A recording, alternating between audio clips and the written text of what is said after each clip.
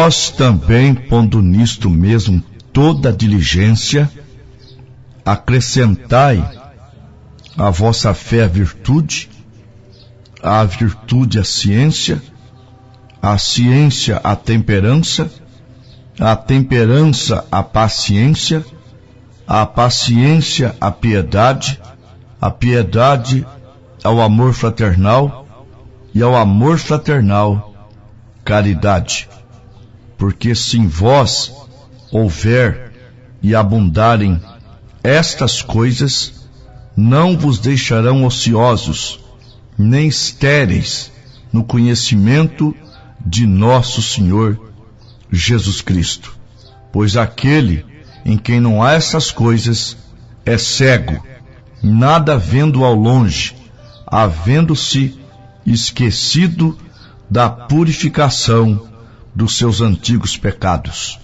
Segunda carta de São Pedro, capítulo 1, do verso 5 ao 10. Programa da Fé. De volta à palavra original.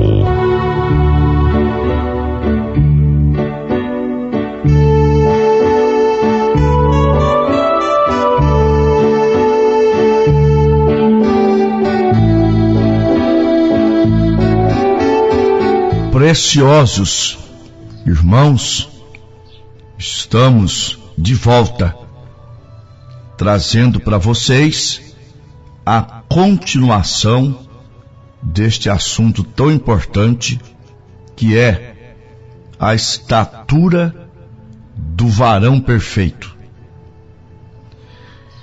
Nós estamos no terceiro programa desta série e já tivemos duas introduções.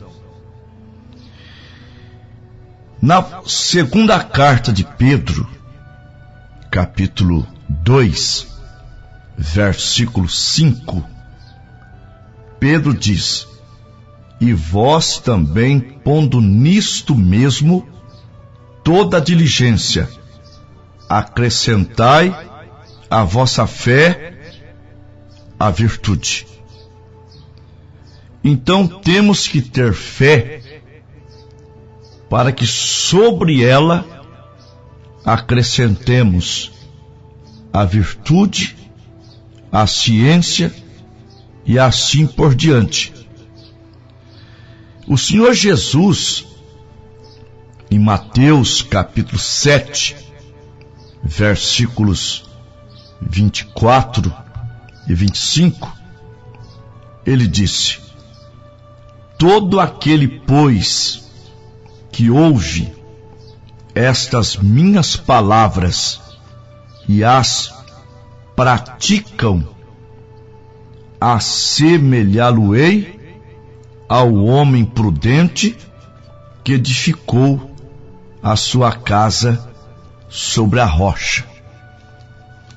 Vieram a chuva, correram rios, assopraram ventos e combateram aquela casa, mas não caiu, porque estava edificada sobre a rocha. Então, a casa em apreço é o crente. É claro que você faz uma aplicação. O meu lar está sobre a rocha, a minha empresa está sobre a rocha, o meu trabalho está sobre a rocha, mas casa aqui é pessoas. E a rocha é a palavra. Está escrito em Hebreus 11:6. Sem fé é impossível agradar-lhe, porque é necessário que todo aquele que se aproxima de Deus creia que Ele existe e que é galardoador daqueles que o buscam. Em Hebreus 11 está escrito assim: ora, a fé é o firme fundamento das coisas que se esperam e a prova das coisas que não se vêem. Para que um fundamento seja firme, talvez eu esteja falando com profissionais da construção civil, às vezes o alicerce, o fundamento de um edifício pode ser mais profundo do que o tamanho dele. É porque uma grande construção é pesada, ela é alta, ela vai sofrer ação dos ventos e até vendavais. E para aquela construção ficar firme mesmo, o bate-estaca que vai perfurar onde será o fundamento, a fundação, ele tem que ir se aprofundando até atingir a rocha. E sobre aquela rocha, então, é feito aquela fundação. Se ela não for colocada sobre a rocha, não é uma firme fundação. Agora, para que nós, como crentes, a nossa casa, que é eu, que é você, estar firmado contra os ventos, a chuva, os vendavais, que significam os ataques de Satanás, a nossa fé, que é o firme fundamento, só é firme se for colocado sobre a rocha. E a rocha é Cristo, é a pedra principal. Está escrito em Atos 4, versículo 11. Ele é a principal pedra da esquina. E não existe coisa mais sólida do que a palavra. A palavra é tão potente que os homens, eles, em relação às suas armas, eles foram devagar saindo do arco e flecha para o mosquete, para o rifle, para a metralhadora, para os canhões, para os mísseis, até chegar à bomba atômica. Mas Deus, lá no Éden, Ele deu uma Bíblia para o casal que cabia no bolso, a sua palavra. E se Eva e Adão ficassem por detrás da palavra, o diabo poderia se manifestar do jeito que ele quisesse. Mas se eles ficassem por detrás da palavra, eles estariam seguros. Mas voltemos ao que Jesus disse: quem ouve as minhas palavras e as praticam. Deus lá no Éden deu a eles a bomba atômica. E o que Deus deu para eles, Jesus fez um teste em Mateus capítulo 4, e venceu a Satanás com aquilo que está escrito. Portanto, Deus deu a bomba atômica para Adão. E esta mesma bomba atômica Deus nos tem dado, porque Ele não precisa mudar. O que Deus faz é perfeito. E a palavra de Deus continua sendo uma bomba atômica contra o diabo. O Senhor Jesus disse, Mateus capítulo 24, versículo 35, o céu e a terra passará, mas as minhas palavras não hão de passar. Então a fé genuína é fé na palavra de Deus, a imutável, a verdade. São João 17, versículo 17. A tua palavra é a verdade. Romanos 3, verso 4. Seja sempre Deus verdadeiro e todo homem mentiroso. Agora, ouvintes, um detalhe importante. Se eu perguntasse para as pessoas se elas têm fé, muitas pessoas dirão, oh, pastor, eu tenho fé.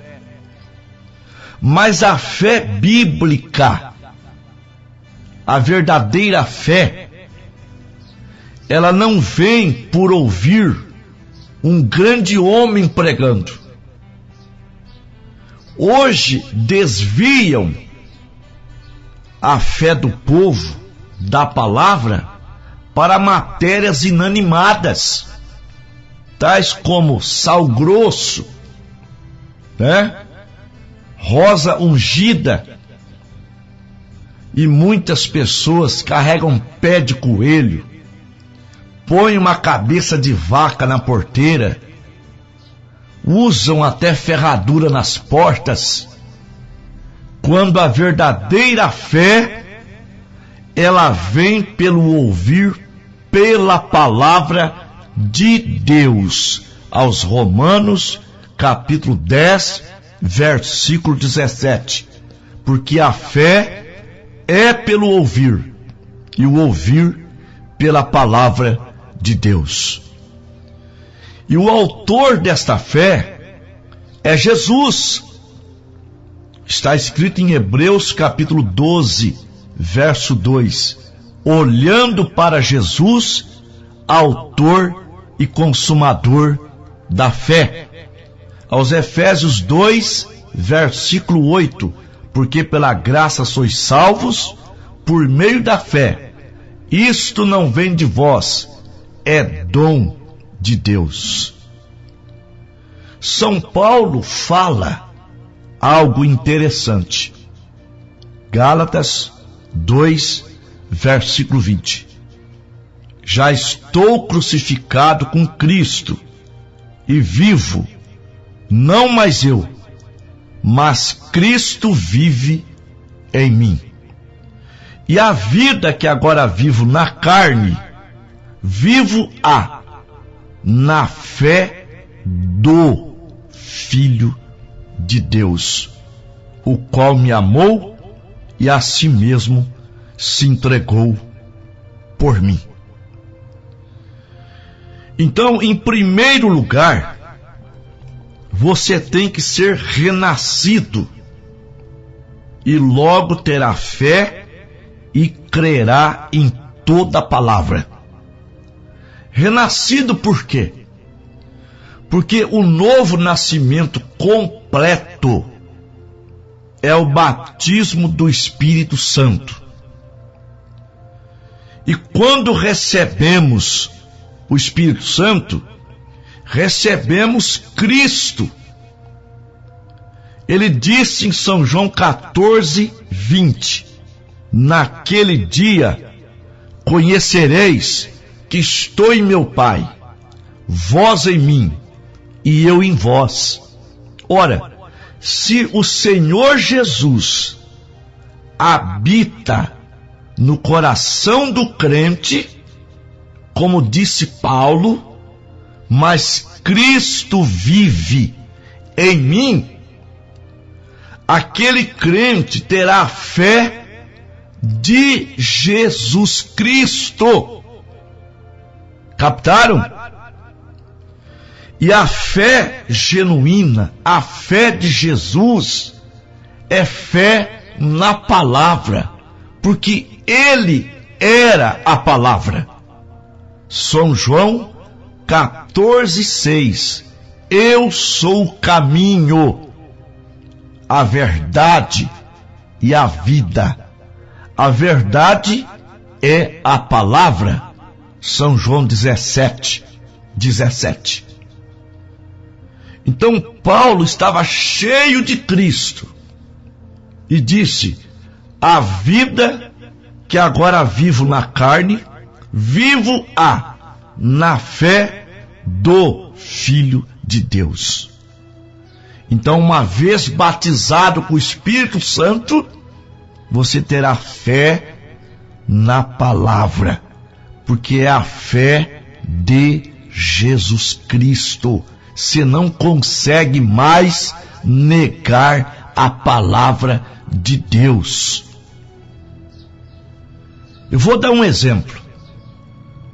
Em São João 2:19, o Senhor Jesus disse assim: destruireis esse templo e eu o levantarei em 3 dias. Eles pensavam que era o templo de Salomão, mas não era, era o seu corpo. E por que ele teve a ousadia de dizer: vocês destroem, vocês me matam, e eu levanto esse corpo em 3 dias? É porque ele estava firmado na palavra. No Salmo 16:10 está escrito assim: não deixará a minha alma no inferno, e não permitirá que o teu santo veja corrupção. Então, ele teve a ousadia de dizer, porque ele cria na palavra. Captaram? Ele era a palavra. E ele disse em Lucas, capítulo 24, ele disse no versículo 46, assim está escrito, e assim convinha que o Cristo padecesse e ao 3º dia ressuscitasse dos mortos, porque ele cria na palavra. Então, se você, meu querido irmão, minha querida irmã, se o Espírito de Deus mora em você, você não vai discutir com a palavra, você crerá em toda a palavra de Deus. Sim, senhores. Então, enquanto não houver renascido, você estará discutindo contra a palavra. Se unicamente é um simpatizante da religião e tem um pouco de sabedoria humana acerca de fazer o bem, nunca poderá estar de acordo com a palavra. Nunca o fará. Tem que ser renascido. E o novo nascimento produz fé. Fé na palavra de Deus. E você pode ter a ousadia de olhar para o seu corpo doente e dizer: pelas pisaduras de Jesus Cristo eu estou curado, eu estou curada, aleluia, eu posso vencer, eu posso todas as coisas naquele que me fortalece. Nós vamos orar, ore comigo.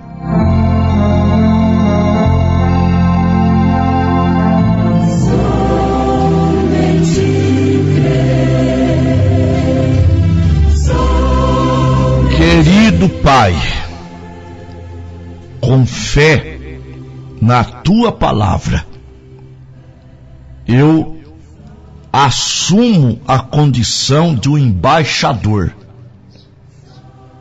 o embaixador do céu, o porta-voz da Tua palavra. Em nome do Senhor Jesus, Satanás, tire suas mãos sujas do nosso povo, dos meus ouvintes, que sejam curados, libertados pelo poder da palavra do Deus vivo, o Todo-Poderoso, em nome de Jesus Cristo. Amém.